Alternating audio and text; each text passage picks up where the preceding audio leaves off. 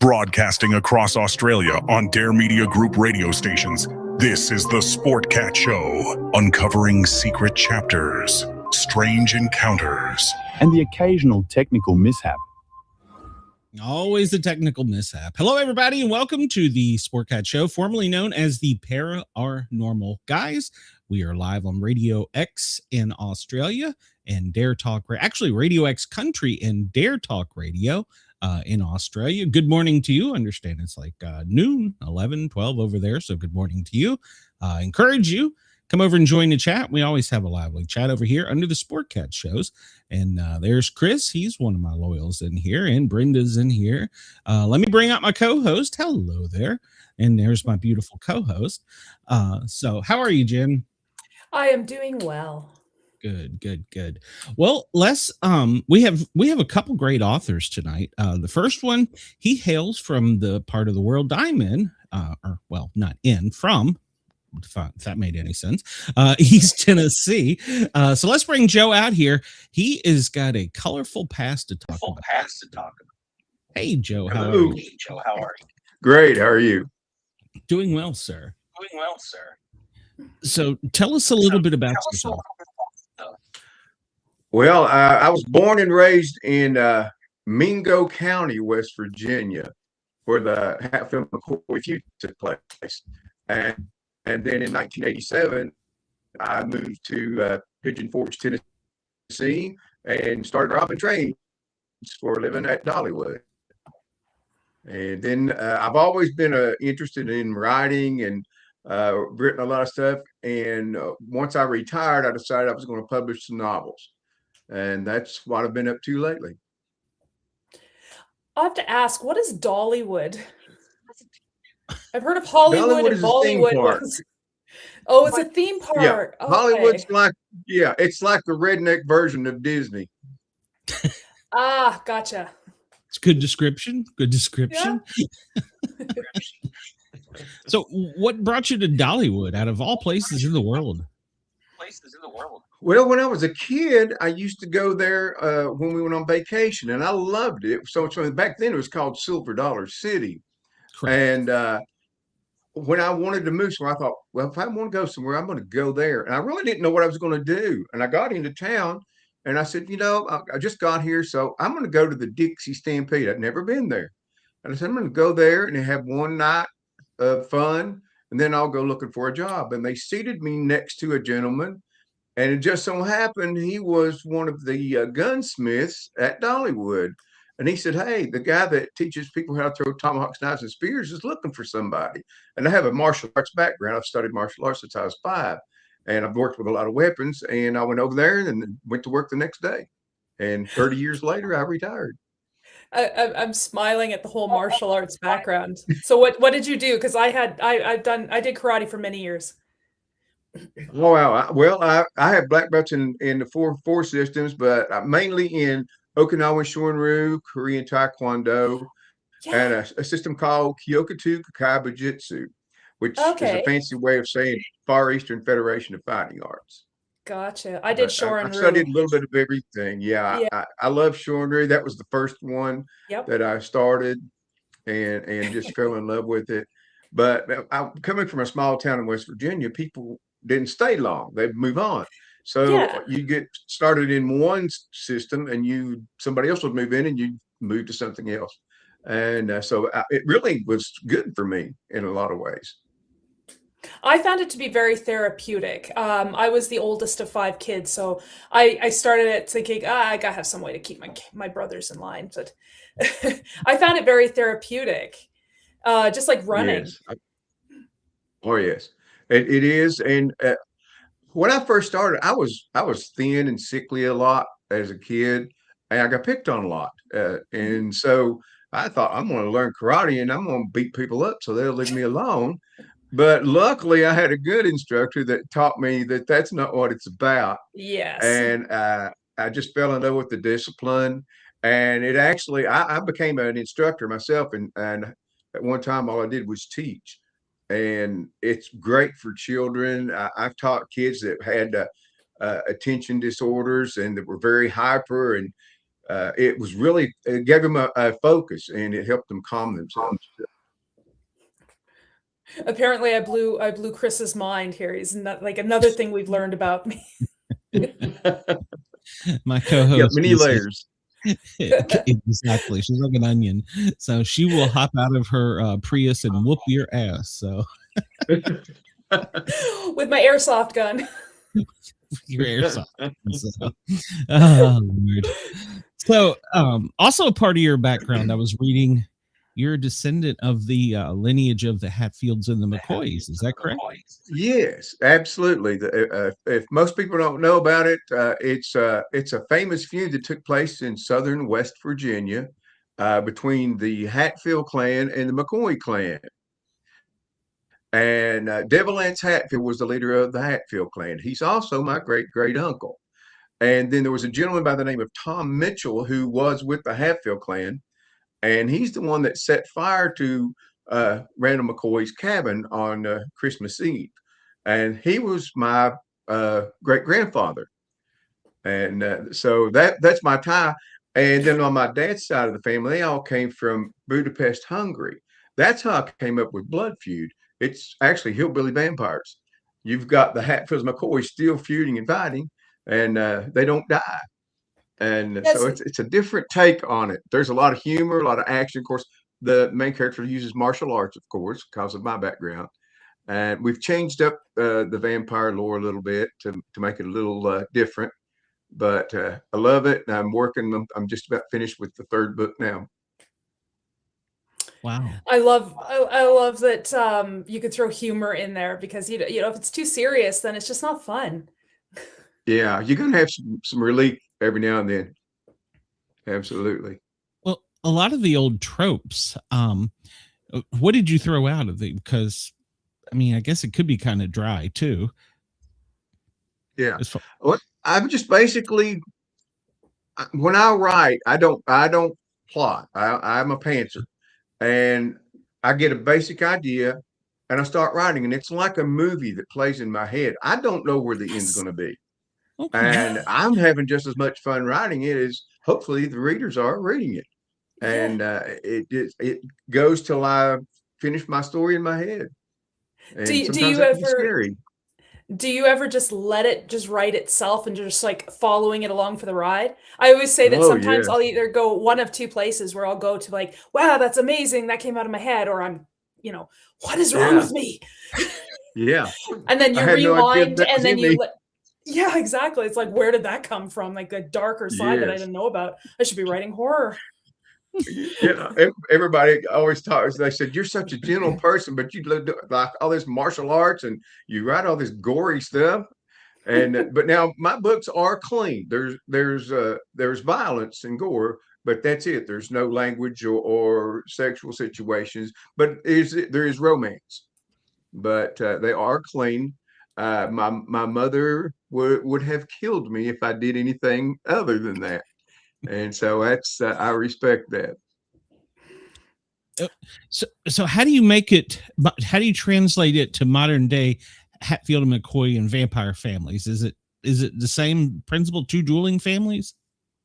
Well, yeah, but they're working together with the master vampire to go after one person, and that's the main character.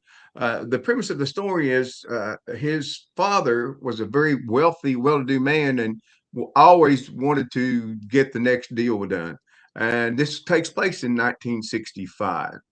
And so he's gone on a business trip, and he's overseas, and he gets a telegram that says that his mother has unexpectedly passed away.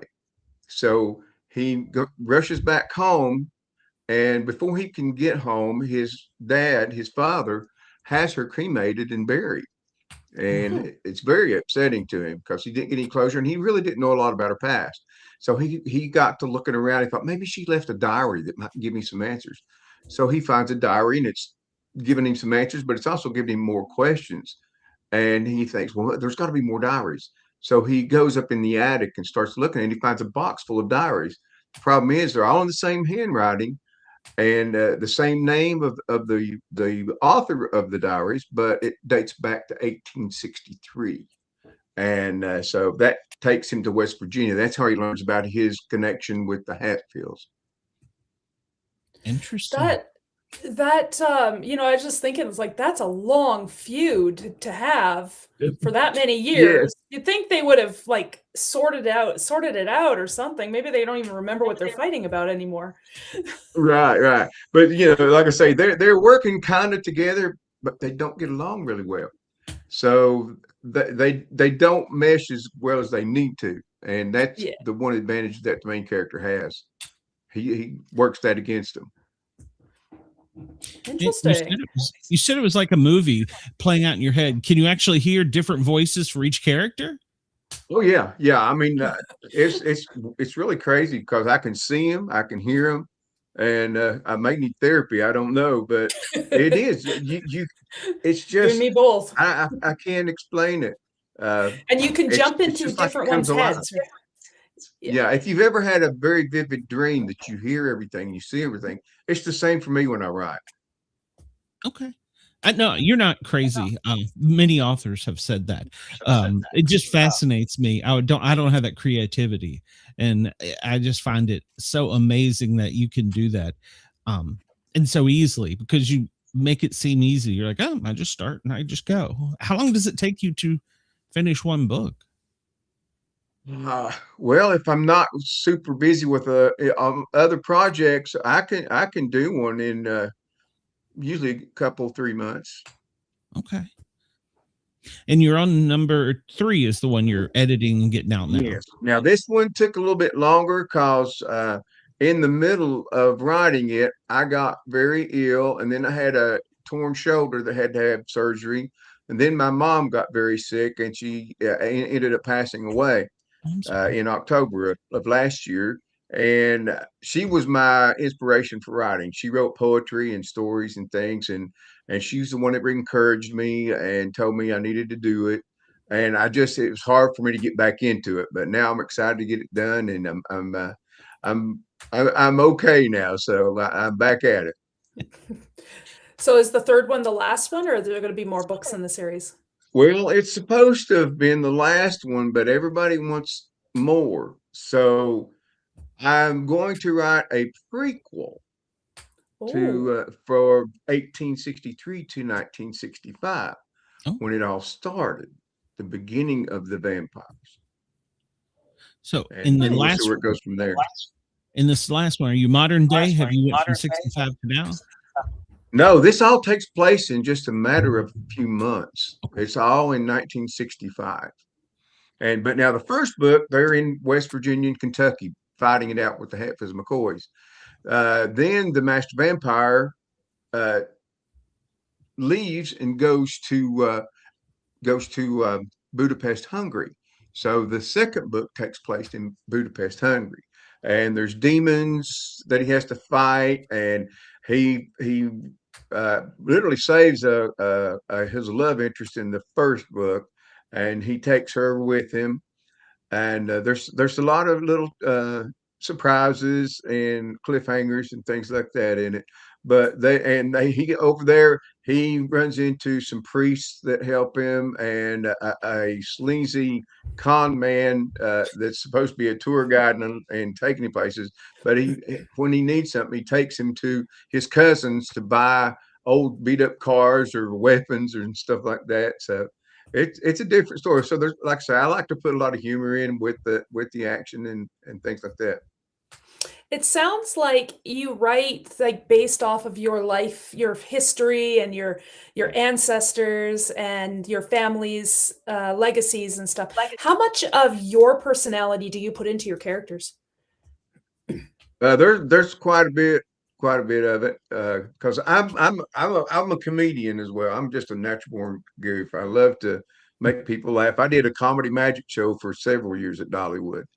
And so I've just always been a very humorous guy. I like to have fun.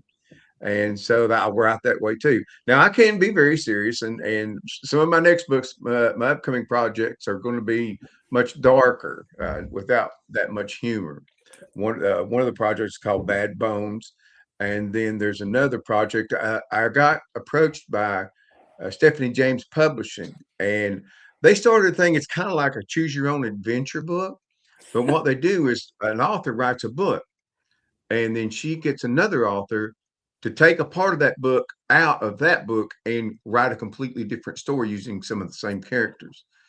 So like And pull a chapter out or pull a scene out, yeah, you or can what? or you can just pull out a character or two and make a completely different story. Oh, And interesting. yeah, I'd never heard of that before. And she saw me on a TikTok podcast, and she approached me and asked me if I would do one. So that's going to be coming up probably next. And I'm excited to do it, but it's going to be more. It's going to be a little darker. So you'll have to start with a chapter from somebody else's book, or are you starting the whole like what's the right word, theme? Right. I don't know what the right word is. Well, this particular book, there's a scene in the middle of the story, and it's about a missing girl, and it really doesn't really. It's not a big part of that particular book, but I'm going to take it other places with that disappearance and the sheriff that's on the case. Yeah. What kind of drew you to writing in this genre? I grew up watching the old classic Frankenstein, Wolfman, Dracula. I love horror movies. I would watch just about every horror movie that comes out, and they just fascinate me. I love them.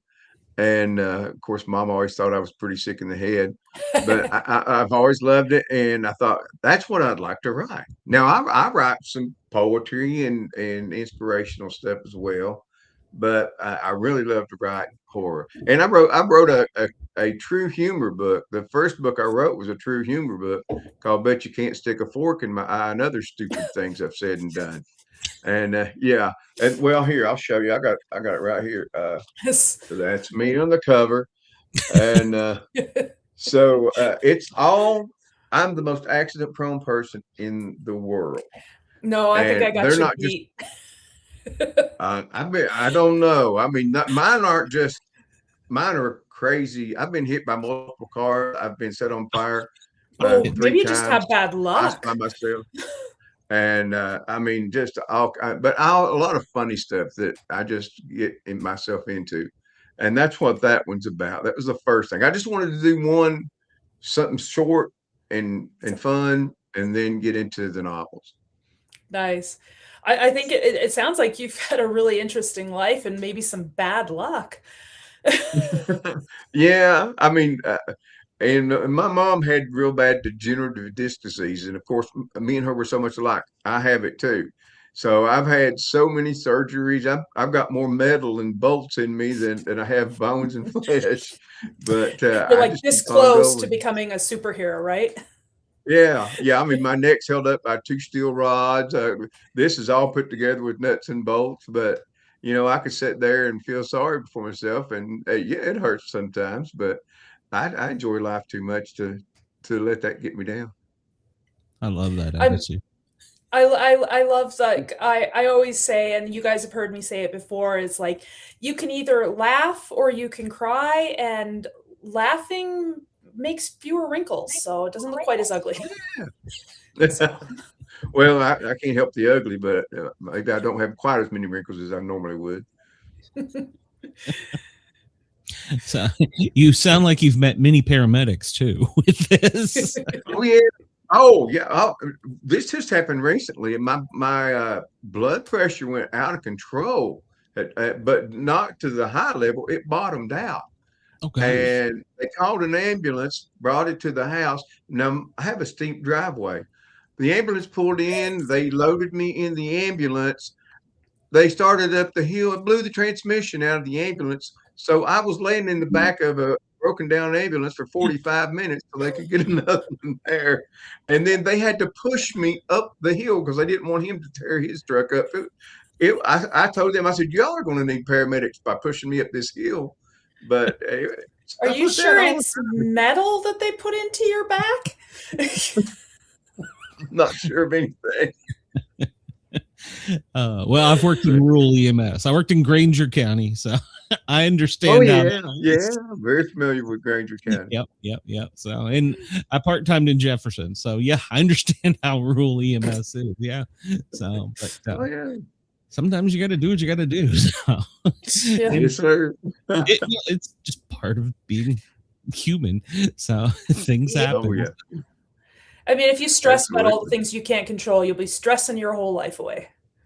Oh yeah, I used to get angry at the drop of a hat, and then when I got really serious in martial arts and everything, it taught me how to, it's not worth it. It's just remain calm, and anger doesn't change anything except it's bad for you. Mm-hmm. So it gives you I indigestion. just don't do that. Yeah. Blood pressure up instead of down. Chris says that's what he did. Multiple cars is getting myself into funny stuff, has wonderful optimism this world needs more of. That's true. So there's some stories in there most people wouldn't believe, but they were all absolutely true. It's great. And I have this sneaking suspicion while you were at 45 minutes in the ambulance, you were making them laugh, even they were probably very stressed. Yeah. I mean, I was this close to just going out. My heart rate was like 43, and my blood pressure was like 50 or like 60 over, I think 45 or something like that. But I just said, well, if I'm gonna go make people laugh. So. They said, I've never seen anybody like you. You're just awful calm. You're pretty sick. I said, well, I'm stuck. Might as well have fun. Not much you can do about it. No. If I'm going, I'm going. There's a lot of, exactly.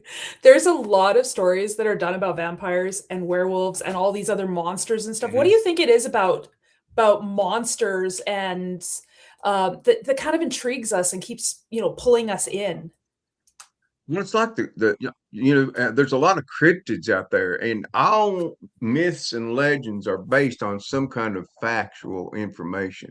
Mm-hmm. And I think we have this fascination with the unknown, and especially when it's the scary part of unknown, and people they get drawn to it. Now, everybody don't, but a good many people do, and I just always loved it.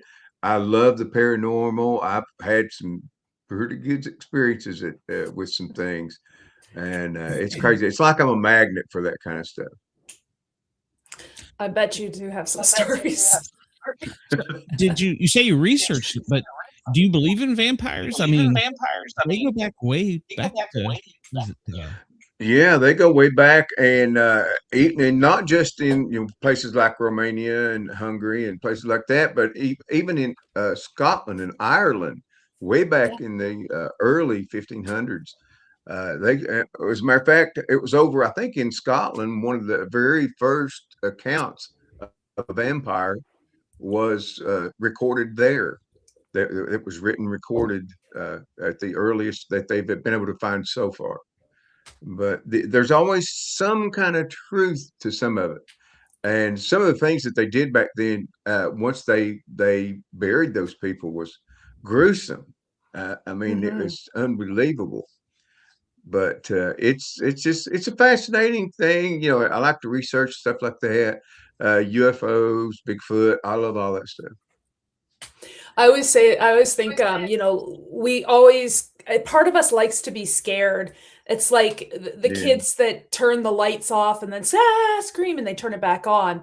They can control that, but I think we all just kind of like being scared. I mean, that's why horror exists. Yeah, I think you're right. Absolutely. It's a little fear of the unknown that you just never know, and sometimes in the South, even further south, you will find graves with like cages over them. And that goes back to they thought they were going to come up. Yes, they would plant hawthorn and stuff over the graves because that was supposed to keep them in the ground. They would put sickles across their neck and stick it in the ground so they couldn't rise. And sometimes they would behead them and put their head between their legs so they couldn't figure out where to go, or they would bury them upside down so they would go down instead of up. Yeah, I've seen that. Yeah, I've heard where they put like boulders on their feet. Yeah, absolutely. It's crazy. But fear makes people do some irrational things. But we like being scared, but sometimes it makes us kind of irrational. And It especially does. when we're more accustomed because we've been exposed to more things like that these days. But if you can imagine back in, even the 1800s to 1700s, that was all very new to them and very, very creepy. Yeah. And they didn't have the experiences that we are used to, that we grew up with. Well, they didn't have the science too that's trying to disprove everything, and there's still things that it can't disprove, which is amazing, and I love that. Oh, I do too. Our science is trying to make monsters now. So yeah. I always so I lived out on an acreage, and we were surrounded by trees, and I remember my mom saying this, and I would go out walking, and I was thinking the same thing as well, is she was never scared of the animals or monsters, and I wasn't either. But when I was going out walking in the woods, and I was like, I'm more scared of people than I am of monsters. Yeah. And do you think we kind of relate to those monsters? Do you think that's why? Yeah, I think, deep down, sometimes we think that they're not, we want them to be real, but we're really not that sure of it. So there's a little bit of a cushion there, but people are capable of anything, and we've got proof of that. Yes, just look at some of the medieval devices that they've made. Oh yes. Do you put any of the Appalachian lore in there, like don't whistle in the woods at night and stuff like that? You know what I'm talking about, I'm sure. So yeah, I do. I know what you're talking about. If somebody calls your name, don't answer back and things like that. Yeah. I didn't put anything in there yet, but that's coming in book 3. Okay. Oh, okay. Interesting. And I was thinking about this when you were saying you put a lot of the South in it, pretty much. I know this is going to sound like a really stupid question, but football is big in the South. You live in Tennessee, you know that. Did you put any high school football or anything like that in there?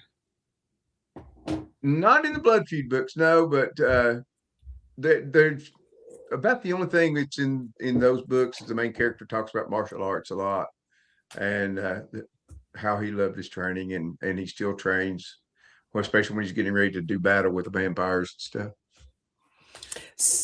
I was going to ask, your vampires, I'm assuming, do they sparkle? No, they do not sparkle. Okay. No, hillbillies don't sparkle.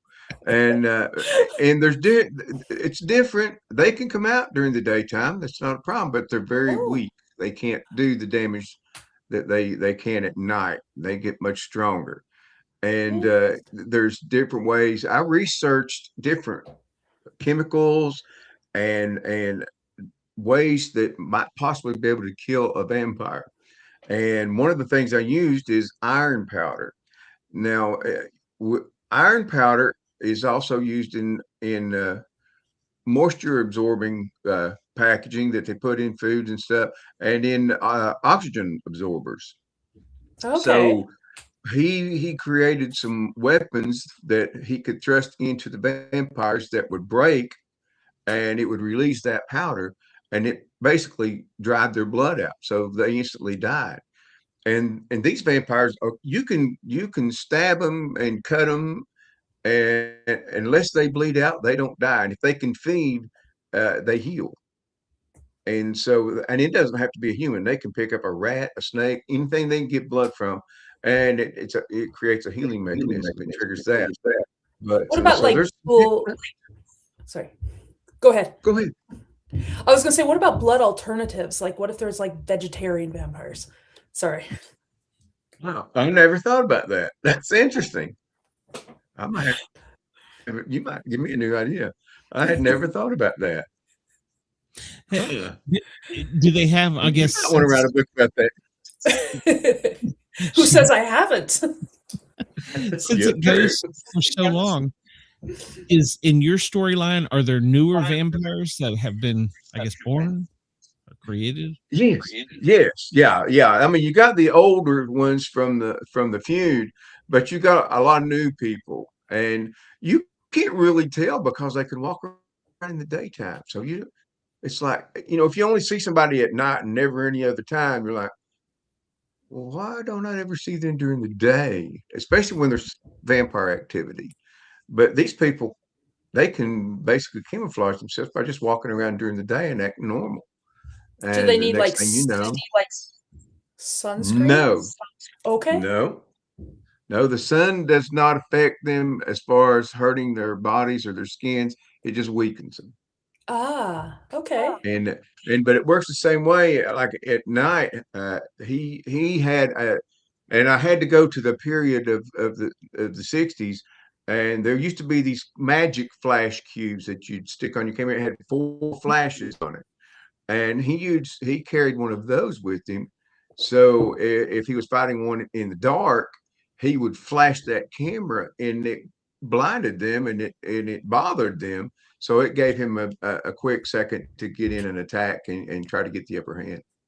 So he tried to use some different ways to fight him and kill him and things like that. So why are they after him? Is it just he's different, or some secrets, or I don't want to go into spoilers in your story, but I'm curious. No, the master vampire wants him dead, and they're doing his bidding. As a matter of fact, there's one character that befriends him because he was one of the old ones, and he was very upset that they did that to him, and he was a very reluctant follower. He really couldn't fight the power of the master vampire, but he didn't like it, and he wanted out of it, and so they meet up, and when they meet up, it's a fight because he thinks that the main character is someone else that is a vampire, and then he finds out, oh, it's not, and so they become friends, and he starts helping him. He gives him information of things, where they're staying, how to hurt them, and who is vampires. Watch those people, and so he's kind of an inside guy. Are there other cryptids in there as well? Not cryptids. There's demons and ghosts. Okay. Interesting. There's some of that, but I haven't put any cryptids in this one. But that's going to be in some of my next books because I definitely want to do that. You sound like you got a lot in your head. Oh yeah. I've got. Like I say, I don't plot or anything, but I'll write an idea on a piece of paper, and I've got a book almost full of that. The one that I'm going to work on pretty soon, called Bad Bones, I came up with that one, and that's why I say maybe I am sick in the head. This detective is chasing after a serial killer, and he's in a hot pursuit in a vehicle, and he decides to ram the guy to keep him from getting away, but they both crash. Well, the detective loses consciousness. He wakes up in the hospital, and they explain to him that he was very badly injured, and they had to do surgery on his back, and they had to replace some of his vertebrae with cadaver bones, with donor bones. And shortly after he's out of the hospital release, he starts having these weird dreams about killings, and he finally finds out that the bones they put in his back was the serial killers who was killed in the accident when it happened. So he is slowly being taken over by the serial killer. I've heard stories about that, not fictional stories. I've heard people's accounts. Right. Yeah. Absolutely. So what do you think, the fact that you chose this genre, that you write in these darker genres and stuff, I think some of the quieter people, we're quiet and we're reserved because nobody would think that I write what I write until I tell them I write what I write. That we are so conservative in our daily lives that, we need to let it out somewhere. And I can't remember who it was. I think, don't quote me on this, but I know there was somebody out there. I can't remember. Maybe it was Stephen King that said that they write so that they don't do. Yeah, that's a real good explanation for it. I used to have a really bad temper, and I would, if you looked at me wrong, I'd ready to fight. But big part of me stopping that was the martial arts. But you can get rid of frustrations through writing, and you can kill your enemies off in the books. So there's character, and people have asked me, "I want to be in your book." So if you You just don't tell the family members which one they are. So no.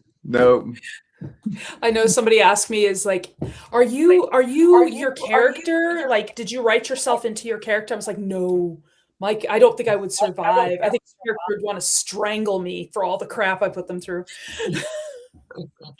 Oh, I have to admit, part of me is in the main character, but he goes up against these vampires. Do you ever get people that ask you to write them as a villain? Oh yeah. Yeah, I've got an author friend, and she's the sweetest, quietest person you'd ever meet. And she said, I want to be a bad guy because everybody always thinks I'm so nice. I want to be bad. And then I said, okay. And she said, and kill me. I said, okay. I Does guess she I can get to do that. decide how she's off? No. She just said, make it bad, make it real bad. Ooh. I was like, oh wow. Yeah.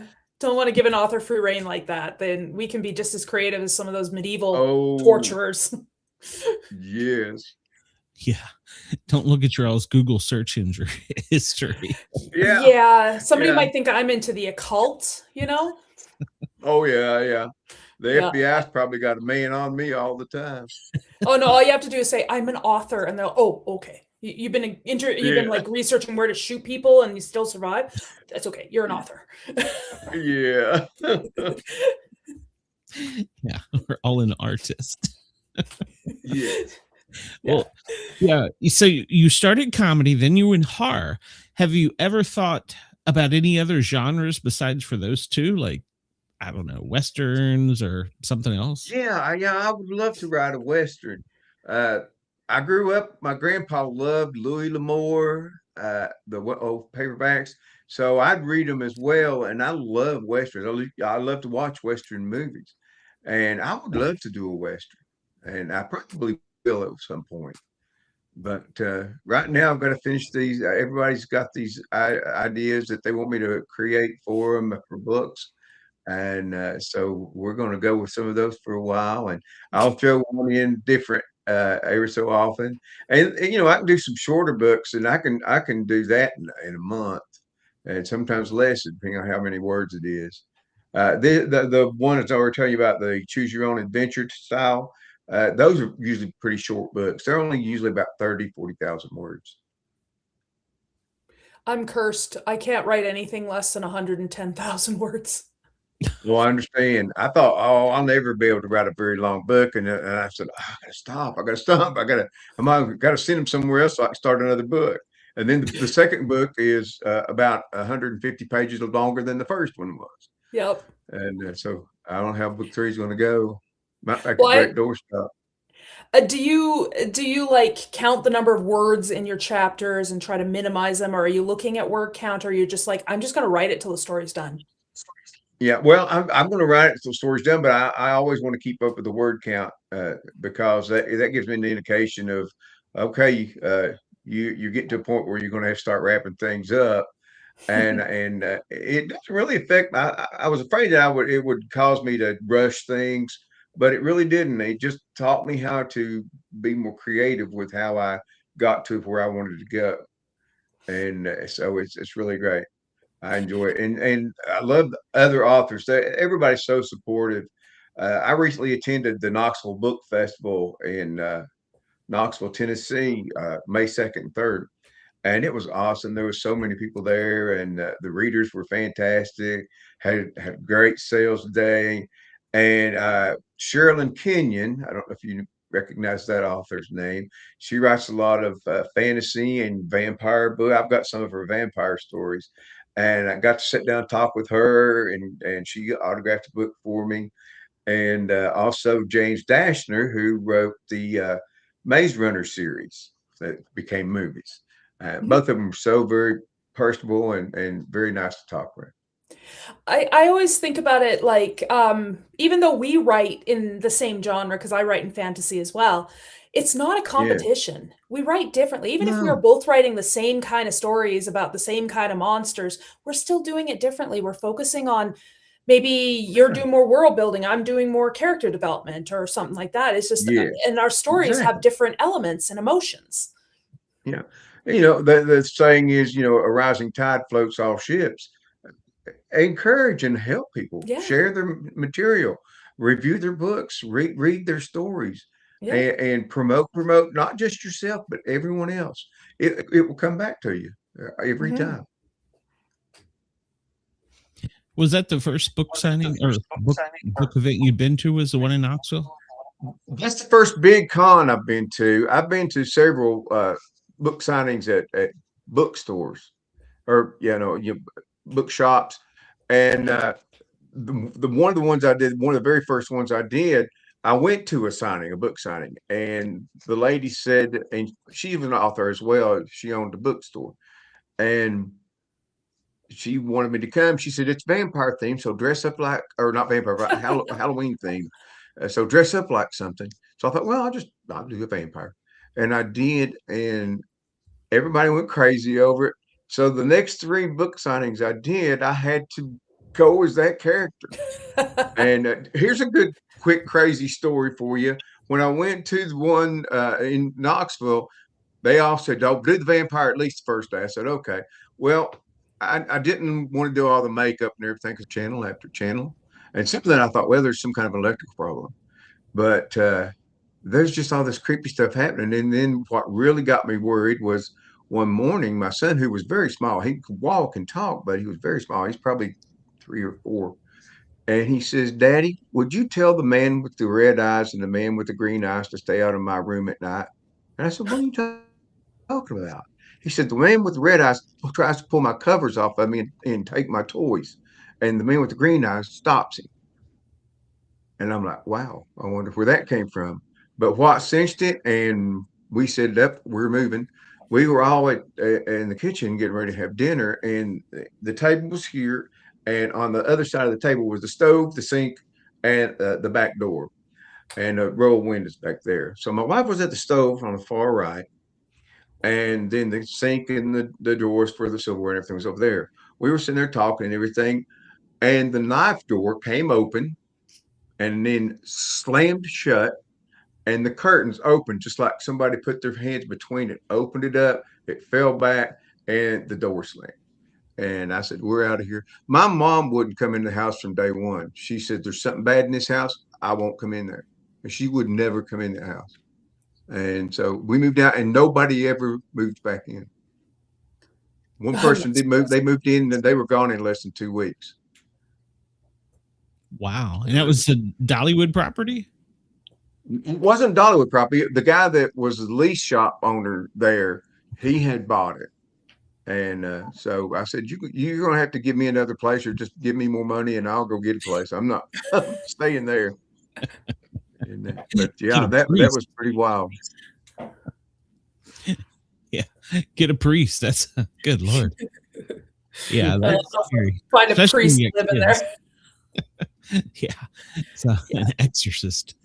That's scary, especially when you got little kids. So yeah, that's what really upset me. I mean, I could handle it, but it was terrifying my wife and my little boy.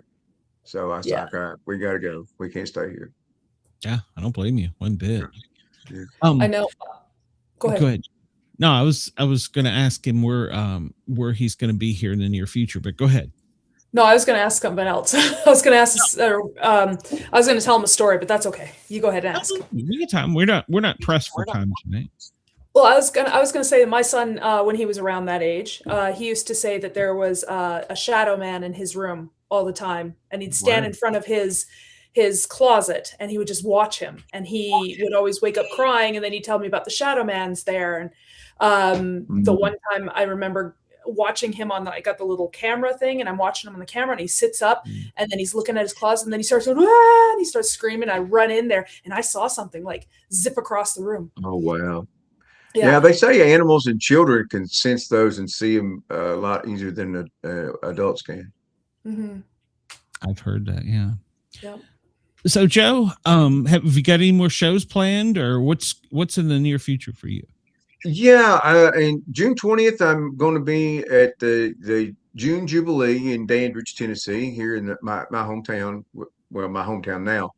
And then on let's see, August, I can't remember the exact dates, but in August, I'm going to be doing another one over towards Pigeon Forge. And then in September, we're doing Pine Fest, which is in White Pine, Tennessee. And then a 3-day big event is called the Wares Valley Fall Festival. And the last time they had something like 15,000 people at that. So that's going to be a big thing. It's 3 days, and it's set out on an old farm pasture and everything. So we're looking forward to that. Absolutely. Sounds fun. If somebody, especially from Australia, wanted to get in touch with you or find out how to get some of your stuff, where can they find you? Oh, well, I'm on Facebook. I'm on TikTok. TikTok's where I stay a lot. Because I've got the biggest following there, and there's a lot of exposure for authors there. But you can find me there. All my books are on Amazon under my author name, J. Michael Vagott, and you can find all my books there. Or if you'd like, now I don't know, because I had my website down, trying to get it straightened out. There were some issues with it. And I don't know if it's back up and running, but you can check to see at jmichaelvagott author.com. And if they got it fixed, it'll be up and running. You can get my books there. Or if not, you can email me on my personal email, joemv1958@gmail.com. And I will be happy to sign the books and send them to you wherever you might be. Awesome. I will put all of this in the show notes in case anybody doesn't have pen and paper. It'll be there. Probably not tonight, but I'll get it in there by the weekend so that they can get in touch with you. When you finish your next book, you've got to come back. Oh, I'd love to. It's been awesome. I can't believe it's been an hour already. We've had a blast. I know it goes fast, eh? That's what Jen and I say every week. We're like, gosh, was that really just an hour? Yeah, it does. It goes great. By so quick. And I hate to press anyone, because I mean, I'm asking you to give your time for free. I hate to press anybody past an hour, so I always feel guilty. But I love having guests on here, especially ones that got such great stories. So yeah, we're gonna have. I got lots more. I can tell you about the story of the Balfour monster that me and my friend decided we were going to go find. It was a Bigfoot creature. Oh yeah, you're going to say that for next time. Dang it! Yeah. Oh yeah. You should have started with that one. You'd have had. Yeah, Glenn would have been like, "No, that one." And funny. Yeah, it's scary and fun. Oh yeah, well, East Tennessee. Yeah, there's some things in the woods out there. So I'm gonna have to go traveling, I think. Yeah, the vegetarian vampire. Oh yeah. You two need to get together and figure out how to make that happen. So. Well, we can do it. We can do it. Lots of kale and spinach. What isn't there a blood fruit? I mean, like orange or something, right? There is one, right? A blood orange, yeah. It doesn't have blood in it. Blood fruit would be a good play on Blood Feud. There you go. See, I may have just made you two the vegetarian version. I love it. I love it. Yeah, you two hook up. Write a book. I'm just write me in it. I'm all for it. I'm all for it. That'd be fun. All right. Chris says he could become addicted to V8. V8 That's is great. So there's other comedians here. Oh yeah. My chat's usually full of them. I guess because for some reason I'm lagging tonight. We're having storms here in Atlanta too, so it could be. Yeah, it could be it. So.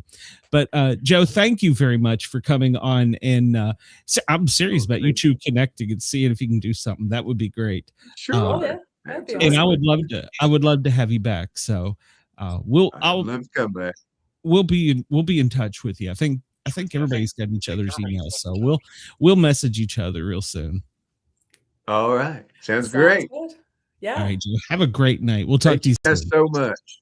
Oh, thank you. A pleasure. Look like except there's. Oh my goodness, I gotta travel. You've I never heard of seriously the Vagott? Wow. No, It's part of the Bigfoot, basically. I've heard of the Bigfoot. We have not Nessie, but we have like Little Nessie or something. The lesser Slave Lake monster. Okay. Yeah. And there's things up in Athabasca. I'm in Alberta, so I'm kind of in my own little world.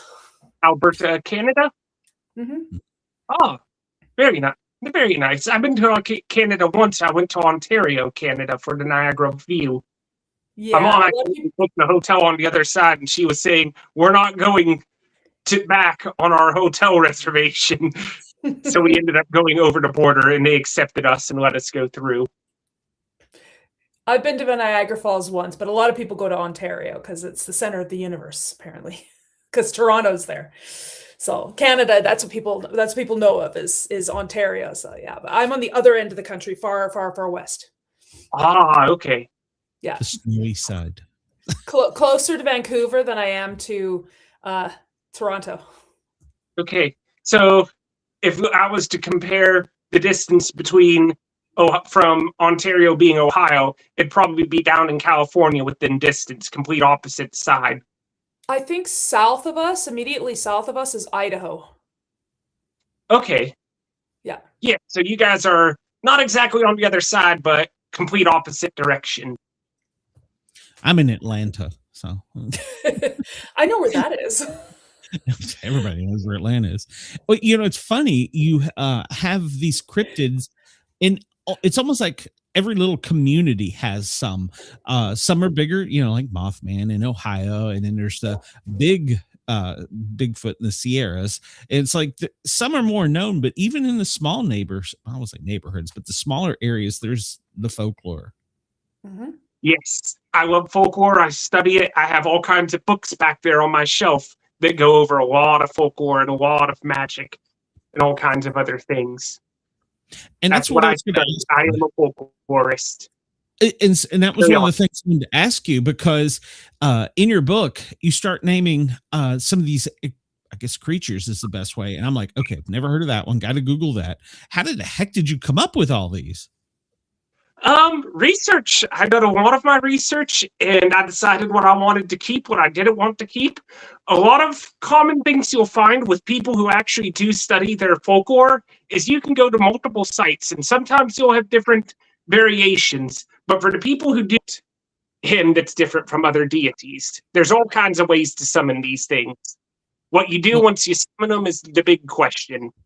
Well, sending them back is the hard part. And that's I've had guests on the show. We've talked about this. They talk about Ouija boards. And that's one of the things they all say is you got to know how to close whatever door you open. Yes. Yep. Because you'd be surprised how many people don't. And, I'll give you an example. We go out and we used to, when I first started, I was like, we're going to go hunt Bigfoot. When I say hunt, I don't mean like we're going to shoot him and kill him. So anybody don't at me for that. That's not what I'm talking about. So that we can find document proof. We could, he exists. And then I was like, well, after a while, we're going out looking for this thing. It's trying to avoid us. We're playing a really fancy game of hide and go seek. Why don't we just sit here in camp and do what humans do? We'll go out during the day and explore and all that, blah, blah, blah. We'll look for signs and stuff. But at night, we'll sit around fire. We'll tell stories. We'll do what humans do.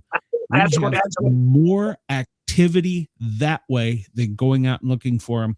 And one of the guys I really looked up to, Bob, he said, well, think about it.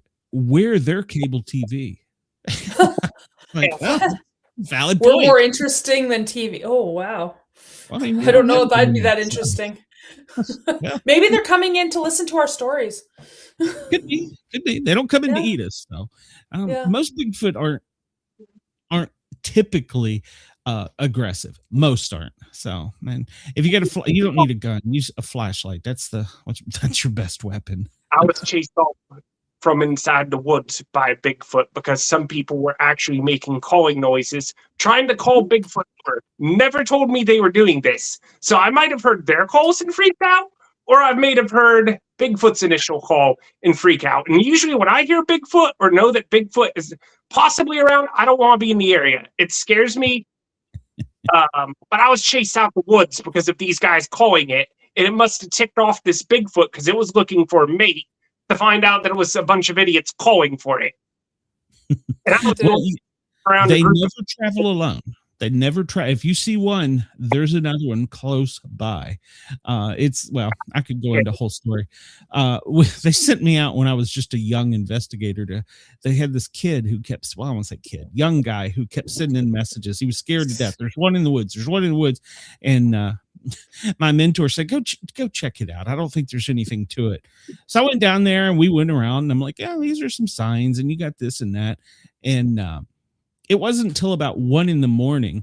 we're walking through the woods, and these are his woods. He grew up on these woods. He knew these woods like the back of his hand. And I'm like, hear that? And he's like, yeah, it's a bird. And I'm like, it's not a bird. Think about it. That's some awful long calls. That's a big set of lungs. And his eyes got like this big around. And before we could get out of the woods, I managed to get one cornered on the opposite side of a bush from me, literally on the opposite side of a bush. I couldn't see through this bush. That thing went through every bird call I have ever heard in my entire life, from anything down in South America to the hoot owl, until it finally just screamed at me. And I wasn't giving up, and I regret that I wasn't brave enough just to go into the bush, because it literally couldn't have been more than 3 feet away from me. And then one broke a tree behind us and caused us to turn. And as soon as we did, it was gone. And I was so pissed off. So that's what was happening. That one was trying to make up for the other one about to get caught. Yep. They cover for each other. Yeah. The other one go take off. Yeah, they cover for each other. And people say I'm crazy, but hey, that's all right. It's my story. I lived it. So you don't then when I started doing the show, everybody's like, well, you're trying to prove Bigfoot exists. After a while, I'm like, no, I don't really have to. I've got the answer to that. I know he exists. So I don't have to prove to anybody. If you want to go find out, go sit out in the woods yourself. You'll be okay. Yeah. That's what I tell Jen. Go sit in the woods. Yeah. Before I lived in the woods.